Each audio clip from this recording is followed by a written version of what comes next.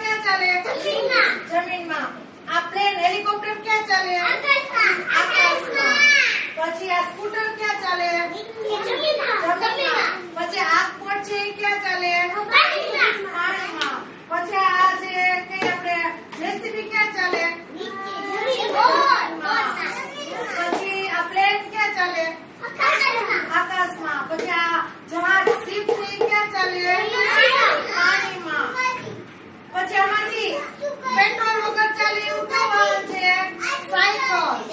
પછી ઘોડાગાડી, બળદગાડી.